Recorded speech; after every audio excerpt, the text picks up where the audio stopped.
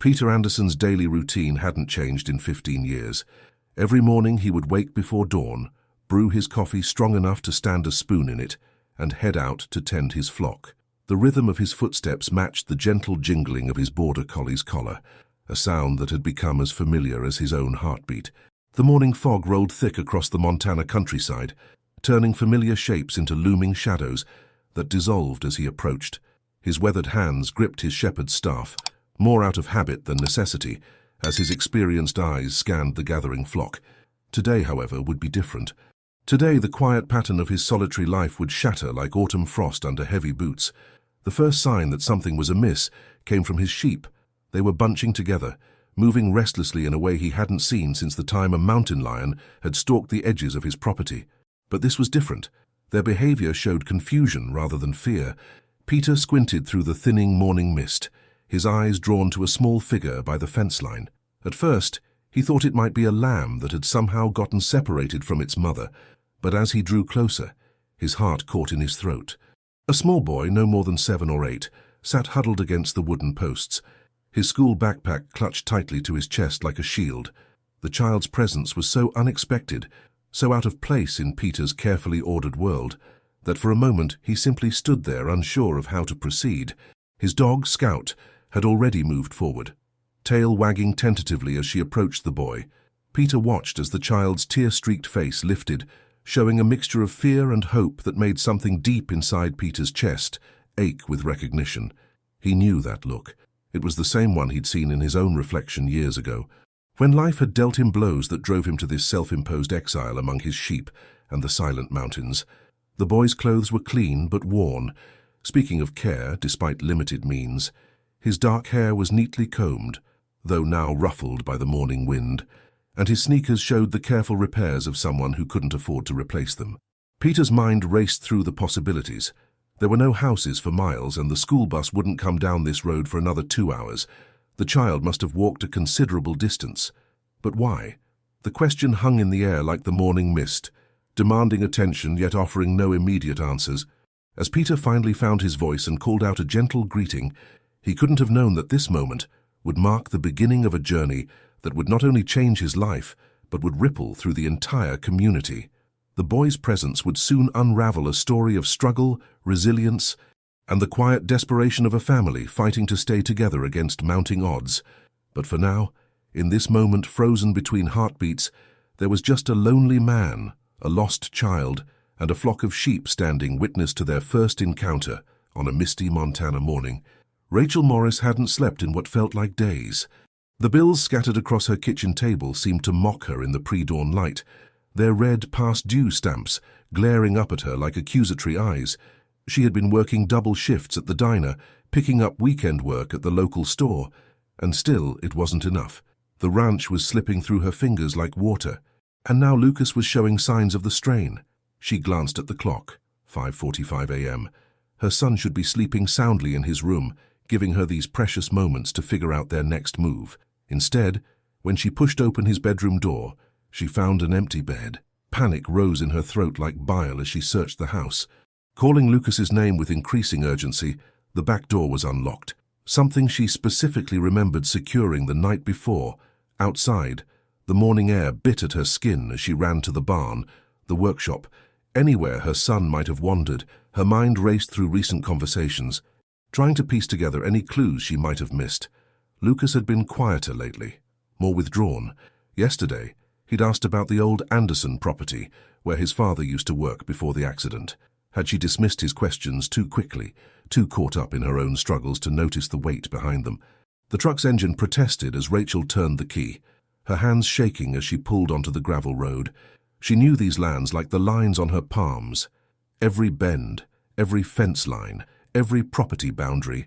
The Anderson sheep ranch lay 3 miles north, and something in her gut told her that's where she'd find her boy.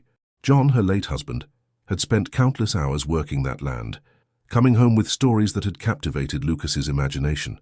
Now those same stories might have lured their son into the dangerous solitude of early morning Montana wilderness. Fresh tire tracks in the muddy road caught her attention. Martha Wilson's blue pickup had passed this way recently. Martha, the local postal carrier, started her routes early, especially on days like today when weather threatened. Rachel's hand found her phone, punching in Martha's number from memory. The call went straight to voicemail. No surprise given the spotty reception out here, but Martha would be making her rounds, and if Lucas was walking these roads she would have seen him. The thought provided little comfort as Rachel pressed harder on the accelerator, her old truck groaning with the effort. The rising sun painted the mountains in shades of purple and gold, a beauty Rachel usually found comforting today. It felt like a cruel contrast to the fear gripping her heart. Single parenting had shown her every shade of worry imaginable, but this was different. Lucas had never done anything like this before. He was a quiet child, thoughtful, perhaps too serious for his 7 years. The weight of their struggles had aged him. She knew that. The unpaid bills, the whispered phone calls, the forced smiles. Children noticed more than adults gave them credit for.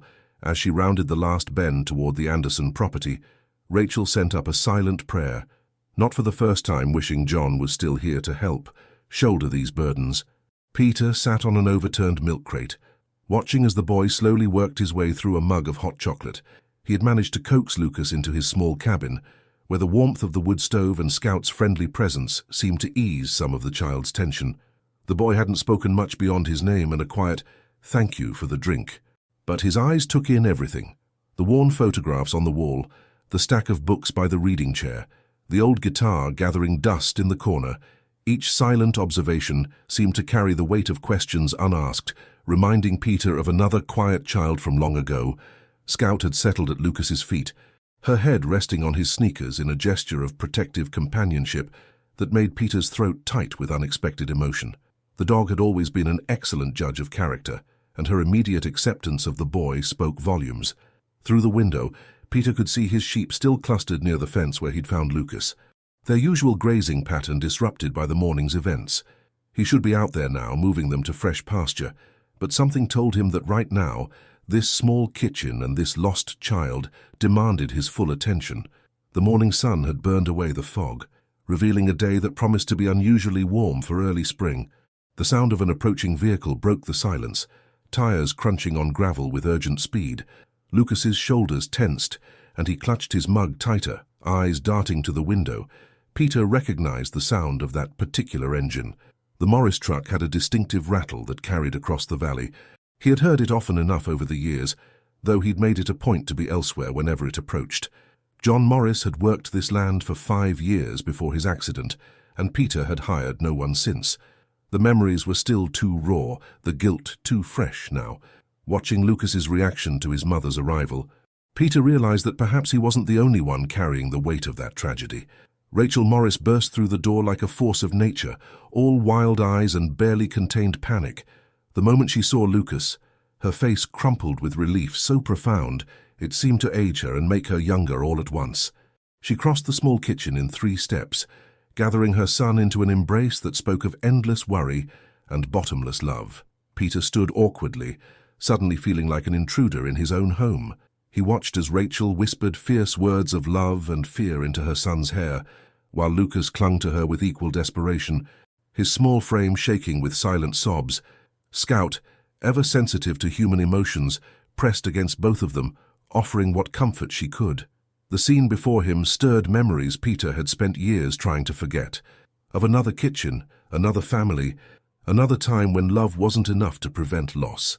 He moved to the stove, busying himself with making fresh coffee, trying to give mother and son what privacy he could in the confined space. But when Rachel finally looked up, meeting his eyes across the room, he saw something there that stopped him cold. Not just gratitude, though that was present, but recognition. She knew who he was, what had happened all those years ago, and the weight of that knowledge hung between them like smoke in still air. The morning's simple act of kindness had unknowingly connected 3 lives bound by old wounds and unspoken regrets, setting in motion events that would force them all to confront the past they'd been running from. Martha Wilson's arrival at Peter's cabin was preceded by the distinctive honk of her postal truck, a sound that seemed to break whatever spell had fallen over the kitchen. The veteran mail carrier's entrance was characteristically direct, bringing with her the crisp morning air and decades of local knowledge. She took in the scene before her with sharp eyes that missed nothing. Rachel still holding Lucas, Peter's uncomfortable stance by the stove, Scout's protective position near the boy. Martha had been delivering mail in this valley for 30 years, and she knew more family secrets than the local priest, though she guarded them just as carefully. Today, however, she carried more than just letters. She bore witness to a moment she had long prayed would come. The kitchen suddenly felt too small for the weight of all their histories. Rachel had moved to sit at the table, Lucas still pressed close to her side. While Peter mechanically poured coffee for everyone, Martha accepted her cup with a knowing look that made Peter wish he could retreat to his sheep. But retreat was no longer an option. The appearance of Lucas on his property this morning had shattered the carefully constructed walls of his solitude, forcing him to confront the very memories he'd spent years trying to escape. The boy's presence here couldn't be mere coincidence, and from the way Rachel's hands trembled around her coffee cup, Peter suspected she knew it too. Martha's voice, when she finally spoke, carried the gentle authority of someone used to delivering both good news and bad. She talked about the changing weather, about how the spring thaw always brought surprises, about how some things buried by winter's snow had a way of surfacing when the time was right. Her seemingly casual observations carried deeper meanings that made Rachel's grip on her son tighten and brought a flush of discomfort to Peter's weathered face. The older woman had been there, after all. On that terrible day when John Morris's accident changed everything, she had watched as Peter withdrew from the community, as Rachel struggled to keep her family's ranch afloat, as young Lucas grew up in the shadow of loss. Lucas, who had remained silent throughout the adults' careful conversation, suddenly spoke up with the direct honesty of childhood, his words asking about the old photograph of his father that hung forgotten in Peter's hallway, cut through the tension like a knife. The picture showed a younger John Morris standing proudly beside Peter, both men smiling, a newly built fence stretching behind them into the distance. It was taken 2 days before the accident, before the guilt and grief drove Peter to isolate himself from everyone who had mattered. Rachel's sharp intake of breath at her son's question echoed in the suddenly quiet kitchen, while Martha's steady gaze never left Peter's face. The moment stretched like a thread pulled too tight, threatening to either break or bind them all together. Peter found himself looking at Lucas, really looking at him for the first time, seeing not just a lost child, but the son of his former friend, the legacy of his own failures, and perhaps, though he wasn't ready to admit it yet, a chance for redemption. The coffee grew cold in their cups as the morning sun climbed higher, casting long shadows across the kitchen floor that seemed to connect them all in ways none of them had anticipated when this day began. Martha's knowing presence anchored them in this moment of truth, while outside Peter's sheep grazed peacefully, unaware that their simple discovery had set in motion events that would change not just their shepherd's life, but the lives of everyone in that small kitchen. The days following Lucas's morning adventure brought subtle but significant changes to the rhythm of life in the valley. Rachel found herself accepting Martha's offer to watch Lucas after school, an arrangement that eased both her financial strain and her guilt over leaving him alone. The postal carrier's small house, strategically located between the Morris Ranch and Peter's property, became a bridge between two worlds that had been separated by years of unspoken grief. Martha's quiet wisdom and endless supply of cookies provided a safe haven where Lucas could do his homework, slowly opening up about the fears and dreams he'd kept hidden from his overworked mother. Her presence offered structure and stability, while her stories about the valley's history helped him understand the complex connections that bound their small community together. Peter's solitary routine began to show hairline cracks, small fissures in his carefully maintained isolation. It started with Lucas asking to help with the sheep one Saturday morning, appearing at the fence line just as the sun crested the mountains. Rachel stood by her truck, uncertainty written across her face, until Peter's slight nod gave permission. The boy's natural way with the animals and his thoughtful questions about their care stirred memories that Peter had long suppressed. Each weekend brought Lucas back, his presence both a comfort and a challenge to Peter's solitude. Sometimes Rachel would stay, leaning against the fence, watching her son learn the same skills his father had once mastered on this very land. The weight of their shared history hung between them, unspoken but ever present.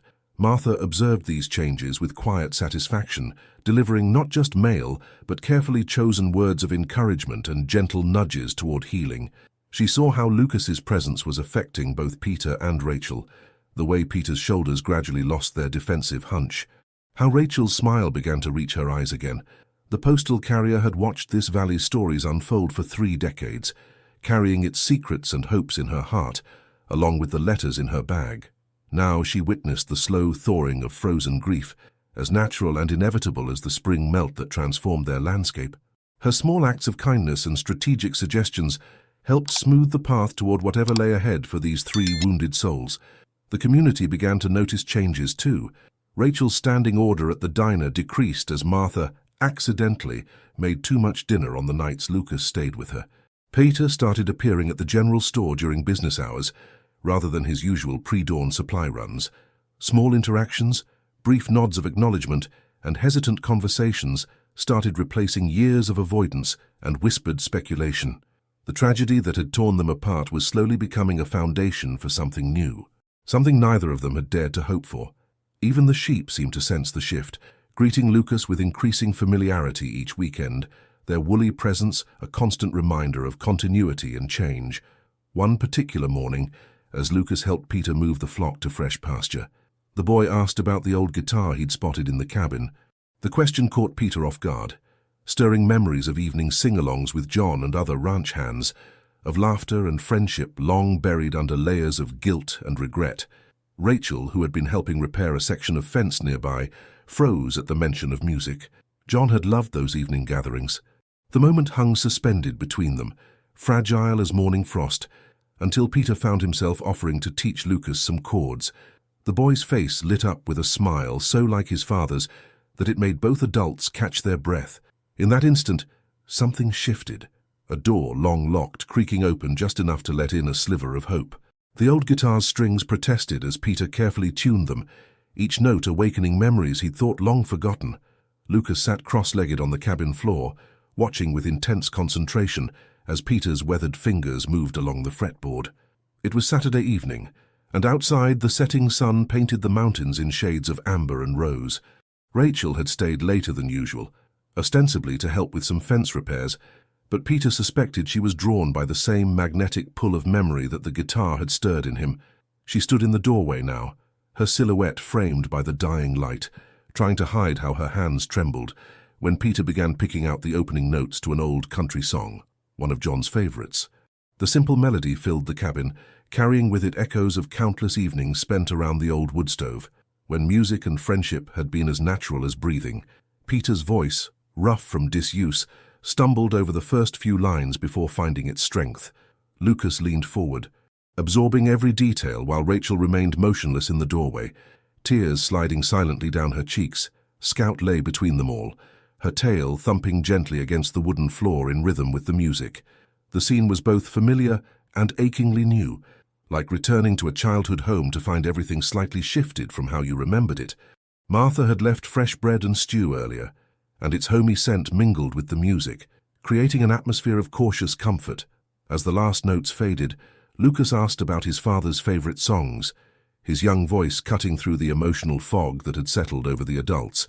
Peter found himself sharing stories he hadn't allowed himself to remember, tales of impromptu concerts during rain delays, of John's terrible but enthusiastic singing, of the night they'd written a ridiculous song about a stubborn sheep that wouldn't come in from pasture. Rachel slowly moved from the doorway to sit in the old armchair, adding her own memories to the tapestry being woven.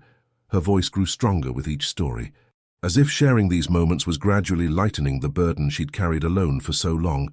The guitar passed between them, Peter teaching Lucas simple chords, their fingers marking out rhythms of healing on the worn strings. The evening deepened around them, stars appearing one by one above the mountains visible through the cabin's windows.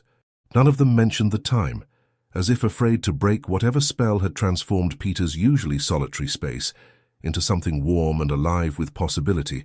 Lucas had moved to sit beside his mother, his head heavy with sleep against her shoulder, but his eyes still fixed on Peter's hands as they coaxed more music from the guitar. The old instrument seemed to have awakened something in all of them, a hunger for connection that isolation and grief had suppressed but never fully extinguished. Each song, each shared memory, formed another thread in a new pattern that was slowly emerging from the tattered fabric of their past. When they finally prepared to leave, Rachel paused at the door, looking back at Peter, with an expression that held equal parts gratitude and apprehension. The evening had shifted something fundamental between them, pushed them past the careful boundaries they'd maintained. Lucas fighting sleep, but still clutching the beginner's guitar book Peter had dug out for him. Asked if they could do this again next weekend. The question hung in the air, heavy with implications that went far beyond simple music lessons. Peter found himself nodding before he could overthink it, and Rachel's small smile in response felt like the first warm breeze of spring after a long winter. As their truck disappeared down the drive, the sound of its engine fading into the night, Peter sat in his doorway with Scout, the guitar across his lap, feeling both terrified and strangely hopeful about the walls that had started to crumble around his carefully guarded heart. The spring storm caught everyone by surprise, rolling in from the mountains with a ferocity that turned afternoon into twilight within minutes. Peter had been watching the clouds gather all morning, their dark masses building like towers of smoke on the horizon. He'd moved his sheep to lower pastures early, sensing the change in pressure that promised severe weather. Now, as the first heavy drops began to fall, his thoughts turned to Rachel and Lucas. Their ranch lay exposed on the valley floor, vulnerable to the worst of the wind that would soon come howling down from the peaks. Without thinking, he found himself reaching for his phone, a device that usually gathered dust on his kitchen counter. The number Martha had insisted he save weeks ago now felt like a lifeline. Rachel answered on the first ring, her voice tight with barely contained panic. The storm had already reached them, and they were struggling. Their barn roof, weakened by years of deferred maintenance, was threatening to tear loose in the intensifying wind. Lucas was trying to help her secure it, but they were fighting a losing battle against nature's raw power. Before she could finish explaining, Peter was already in his truck, Scout jumping in beside him without being called. The old vehicle protested as he pushed it harder than usual down the rain-slicked road, windshield wipers barely keeping up with the deluge. Through the curtain of rain, he could see other trucks converging on the Morris ranch, neighbors who'd also recognized the danger and come without being asked. The scene at the ranch was orchestrated chaos. Mark from the hardware store was already up on the barn roof, fighting to secure loose panels while his teenage sons passed up supplies. Sarah Johnson, who ran the diner, had taken charge of moving Rachel's horses to safety, her experience with her own stable evident in her calm efficiency. Even old Bill Thompson, who rarely left his property these days, had brought his generator. Anticipating the power loss that often accompanied these storms, Rachel stood in the midst of it all, rain plastering her hair to her face, directing people with the determination of a general and the desperation of a mother trying to save her home. Lucas spotted Peter first, running to him through the rain with a mix of relief and worry that made Peter's chest tight. Time seemed to blur as they worked, the storm's fury making every task more difficult. Peter found himself working alongside people he'd avoided for years, their shared purpose breaking down walls that had seemed insurmountable just that morning. Rachel's presence was constant, her strength evident in every decision, every movement. Even as exhaustion began to show in her face, the crisis forced them into a closeness that might have been uncomfortable under normal circumstances, but now felt as natural as breathing. When Lucas slipped in the mud, trying to help secure a water trough, it was Peter who caught him, holding him close for a moment longer than necessary, his heart racing at how easily tragedy could strike. Rachel's eyes met his over their son's head, a look of understanding passing between them that had nothing to do with the storm. As suddenly as it had arrived, the storm began to pass, leaving behind a landscape transformed by its violence. The barn stood secure, its roof now stronger than it had been in years thanks to their communal efforts. The power had indeed gone out, but Bill's generator hummed steadily, providing light as dusk approached. Martha appeared, as if summoned by magic, with thermoses of hot coffee and news from other parts of the valley. The gathered neighbors began to disperse, each leaving with quiet words of support and promises to return the next day to help with any remaining repairs. Peter found himself unable to leave, drawn into the warmth of Rachel's kitchen, where Lucas served cups of Martha's coffee with serious concentration. His earlier fright forgotten in the pride of being useful, the storm had done more than test the strength of buildings. It had revealed the hidden foundations of community and care that had always existed beneath their carefully maintained distances. The aftermath of the storm brought changes more subtle, but no less powerful than the weather itself. Rachel's kitchen table, once covered in unpaid bills, now held blueprints and renovation plans as neighbors stopped by with offers of help and expertise. Mark from the hardware store, worked out a payment plan for materials that made Rachel's eyes well up with grateful tears. Peter found himself becoming a regular presence, his knowledge of construction proving invaluable as they tackled the repairs the storm had exposed as necessary. The work gave him a purpose beyond his daily routine with the sheep. Though he still maintained those duties with characteristic dedication, Lucas bounced between helping both adults, his natural enthusiasm for learning drawing smiles from everyone who witnessed his earnest efforts. Martha observed the transformation of their relationships with quiet satisfaction, noting how Peter's shoulders gradually relaxed when Rachel was near, how Rachel's laugh came more easily in his presence. The postal carrier had known both of them long enough to recognize healing when she saw it.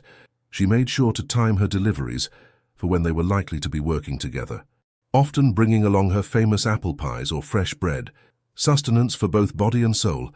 During these impromptu breaks, stories would flow as naturally as the coffee, filling in the gaps of years spent apart. Lucas absorbed everything, asking questions that sometimes stopped the adults in their tracks with their innocent insight into the complex emotions none of them had fully acknowledged. The renovation work provided a safe context for Peter and Rachel to rediscover each other as people, not just as characters in a shared tragedy. Their conversations, initially focused on practical matters, began to meander into deeper waters. They found themselves sharing hopes and fears that had gone unspoken for years. One evening, as they sat on Rachel's porch reviewing the next day's work plans, Lucas already asleep inside, Rachel finally asked about the day of John's accident. The question hung between them like smoke in still air. But this time, Peter didn't retreat, his voice rough with emotion. He shared the burden of guilt he'd carried for so long, how he'd been the one to assign John the task that led to his death, how he'd blamed himself for not being there, how isolation had seemed the only bearable response to his grief. Rachel's response to Peter's confession cracked something open in both of them. She spoke of her own guilt, for being angry at John for working that day instead of attending Lucas's preschool graduation, for sometimes resenting him for leaving her with so many responsibilities, for not being able to maintain everything on her own. As she talked, Peter found himself reaching for her hand across the space between their chairs. The touch was tentative, questioning, but Rachel held on as if his hand were an anchor in rough seas. They sat in companionable silence after that, watching the stars emerge above the mountains, their joined hands saying more than words could express. Inside, Lucas stirred briefly in his sleep, smiling at dreams only he could see, while Scout kept faithful watch from her spot near the door. The next morning brought a surprise visit from Bill Thompson, who arrived with his ancient tractor and an offer to help clear some overgrown pasture land Rachel had been forced to abandon years ago. The old man had been watching the changes in his neighbors' lives with approval, remembering his own journey through grief after losing his wife decades earlier. As he worked alongside Peter and Rachel, sharing his knowledge of the land and its rhythms, he told stories of his own healing, how helping others had ultimately helped him find his way back to life. Lucas followed Bill around like a shadow, soaking up both the practical knowledge and the wisdom that came wrapped in the old man's stories. The boy's presence seemed to energize Bill, who found himself sharing things he hadn't talked about in years, while Rachel and Peter exchanged knowing glances over their work. The summer fair arrived with its usual fanfare, transforming the county fairgrounds into a bustling celebration of rural life. For the first time in years, Peter found himself attending. Drawn by Lucas's excitement about showing one of the spring lambs he'd helped raise, the boy had spent weeks preparing, absorbing every bit of knowledge Peter could share about presenting livestock. Rachel watched their interactions with a mixture of joy and wistfulness, seeing shadows of John in the way Lucas tilted his head while listening to Peter's instructions. The fair represented more than just an agricultural exhibition. It was their first public appearance together, a statement none of them had consciously planned, but whose significance wasn't lost on the community. Martha had orchestrated their participation with subtle manipulation, ensuring Lucas was registered for the youth livestock competition and somehow managing to have their booth placed between Peter's wool display and Rachel's handmade quilts.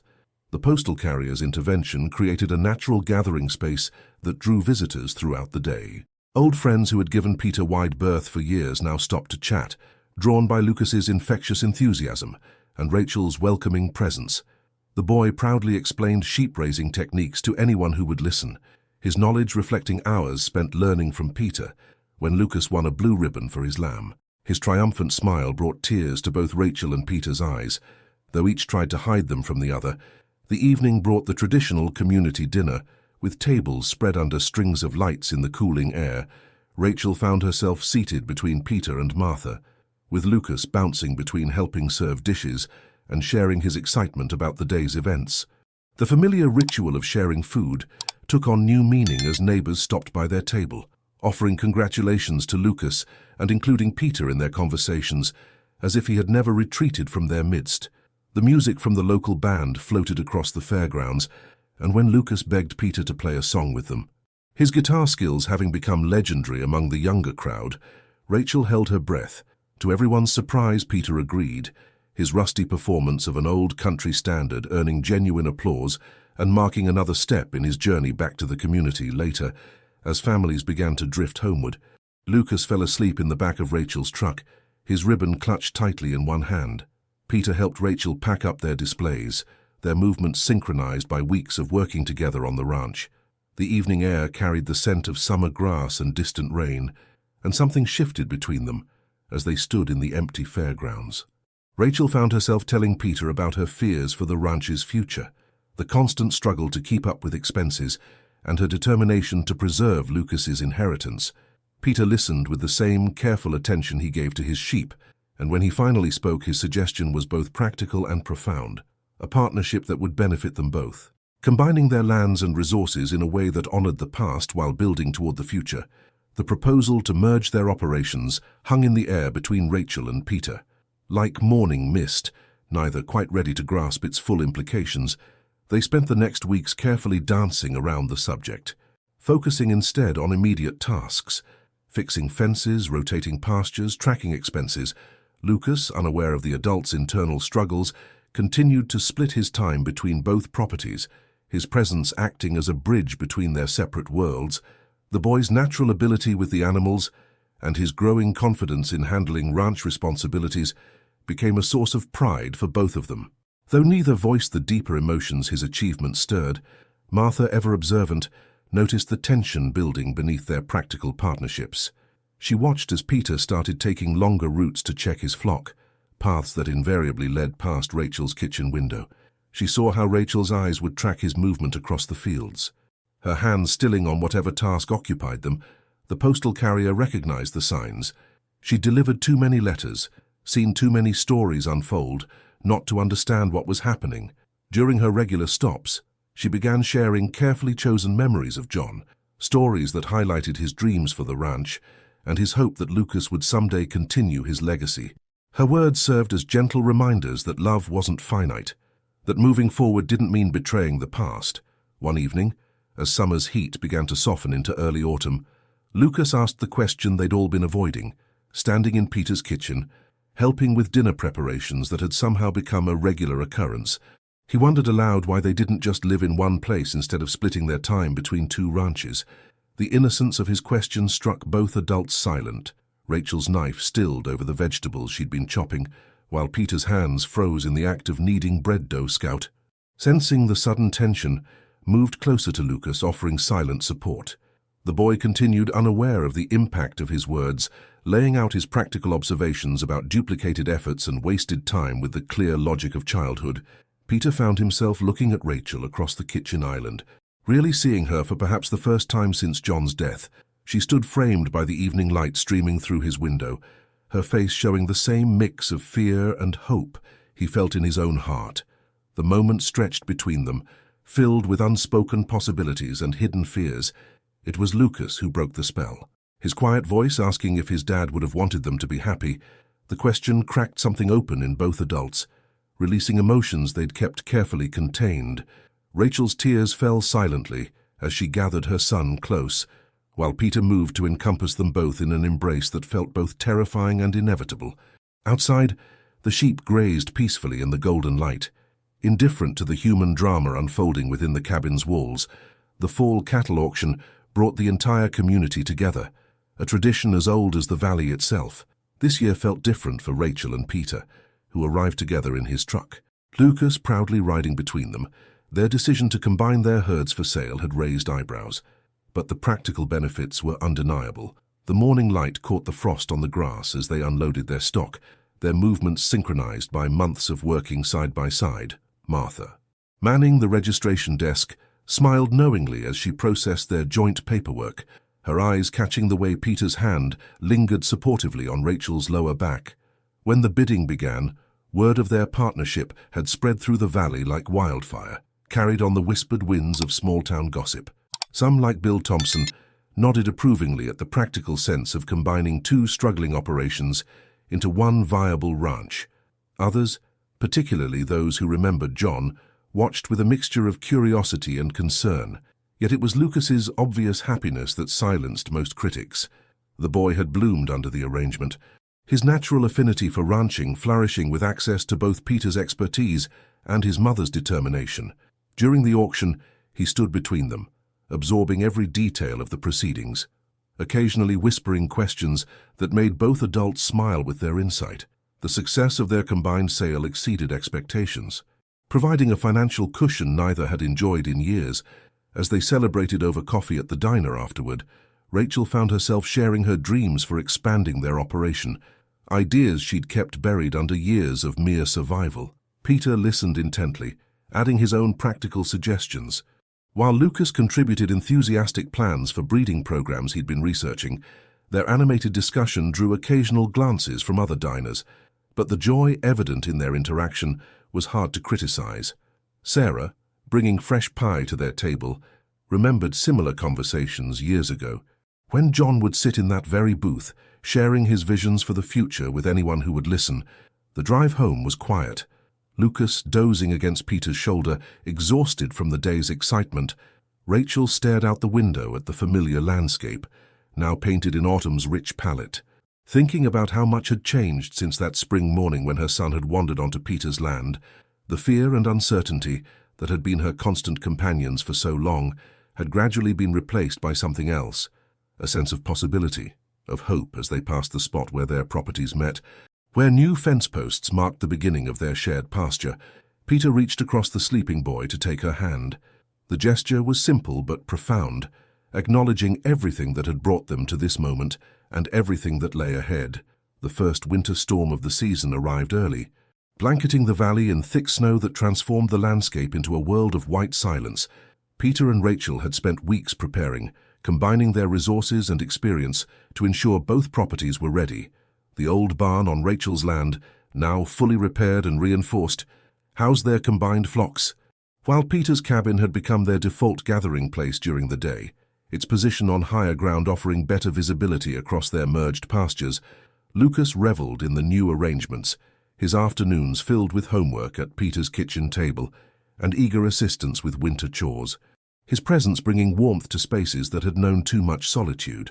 Martha's daily mail deliveries had become longer affairs, her truck often staying parked in Peter's drive while she shared hot coffee and local news. She watched with satisfaction as Rachel gradually moved more of her household items into Peter's cabin. Practical items at first, a favorite coffee mug, Lucas's school books, extra winter clothes. Each small addition seemed to soften the cabin's austere atmosphere, transforming it from a shelter into a home. The postal carrier said nothing about these changes, but her knowing smile spoke volumes, especially when she noticed Peter clearing space in his closets and drawers, making room for more than just his own possessions. The transition was happening naturally, driven by practicality and winter's demands, but Martha recognized the deeper current of healing that ran beneath these surface changes.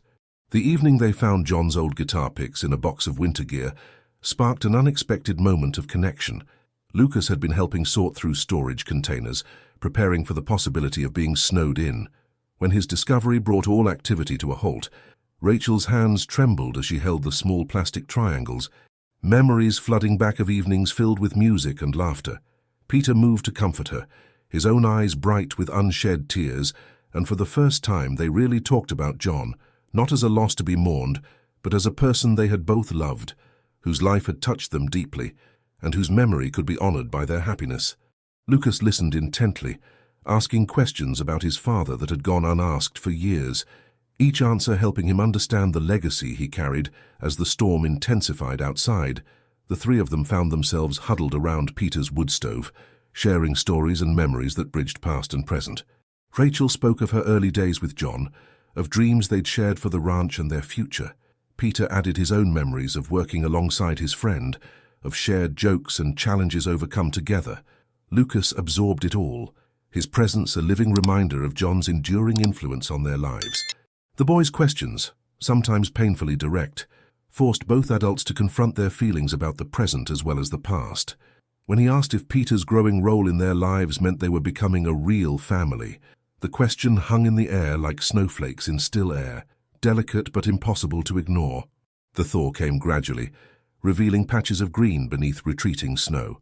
Rachel and Peter stood on the cabin's porch one morning, watching Lucas lead the sheep to fresh pasture, his confident movements a testament to all he'd learned over the past year. The decision to fully combine their households had been made during the long winter nights, but they'd waited for spring to make it official. Now, with the warmth returning to the land, they faced the task of merging two lives into one. The community's response had been overwhelmingly supportive, led by Martha's quiet advocacy and Bill Thompson's gruff approval. Their story of healing and renewal seemed to touch something deep in the valley's collective heart. The day they moved Rachel's remaining belongings to Peter's cabin, now their shared home, became an impromptu community event. Trucks appeared early in the morning, loaded with helping hands and covered dishes. Sarah from the diner brought her famous casseroles, while Mark and his sons from the hardware store handled the heavier furniture. Martha orchestrated the entire operation with the efficiency of someone who had spent decades coordinating the flow of things from one place to another. Lucas bounced between helping and entertaining younger children who had come with their parents, his joy in the day's activities infectious.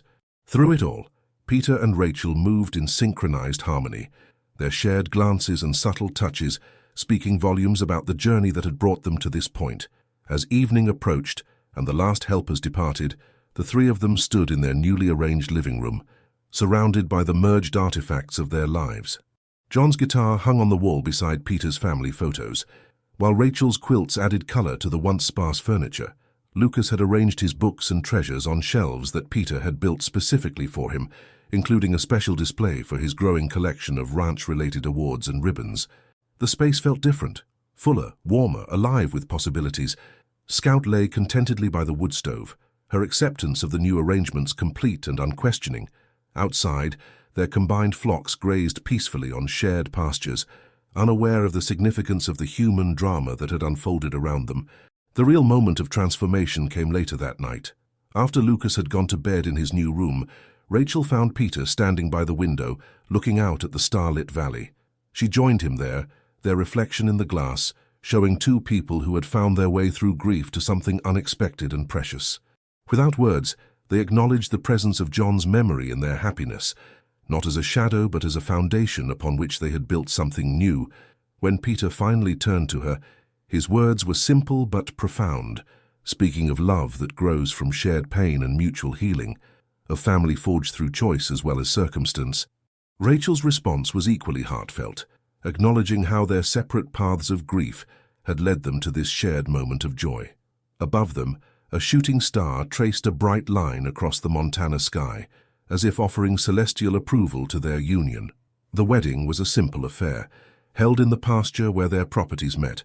Where Lucas had first wandered that fateful morning, Martha had insisted on handling the arrangements, transforming the working ranch into a celebration of love and community.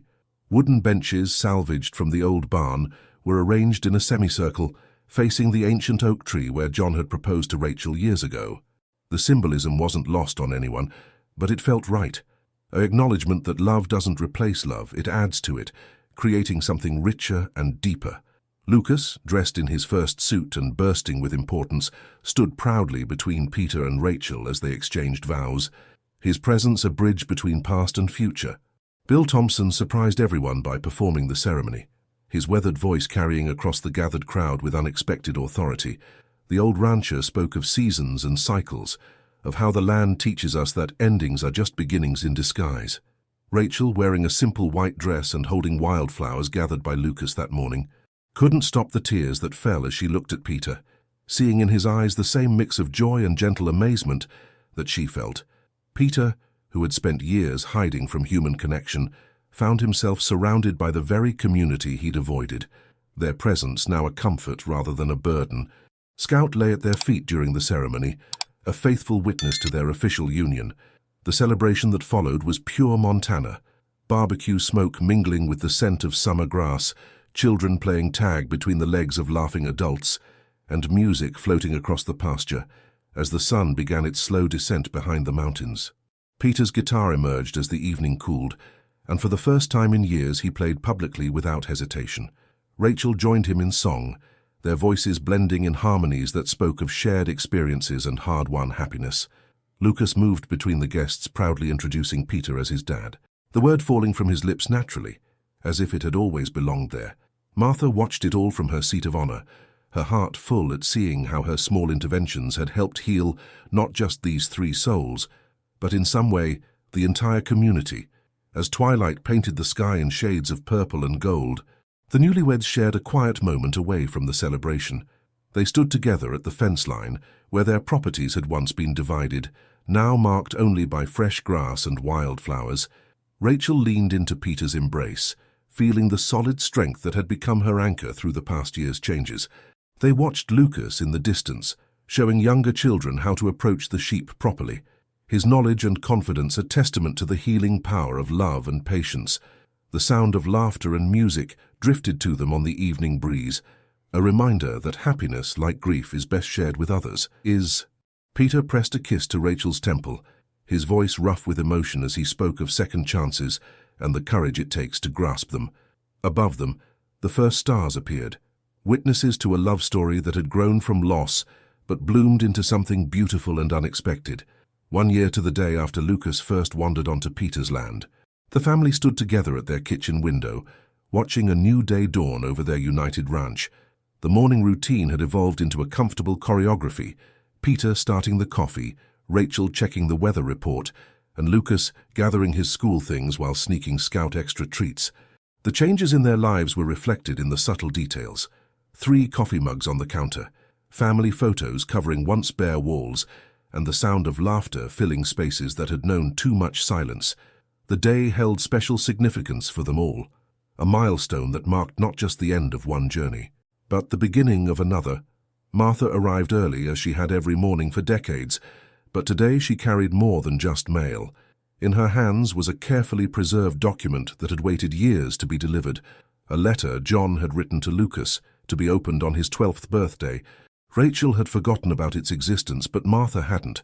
The postal carrier had held on to it through the years of grief and healing, waiting for the right moment. Now, as Lucas sat at the kitchen table, surrounded by his mother and Peter, he opened the envelope with trembling fingers.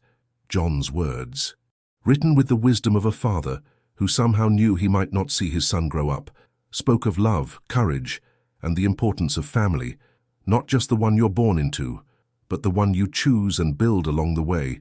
Peter watched as Rachel held their son close, sharing both tears and smiles as they read John's letter together.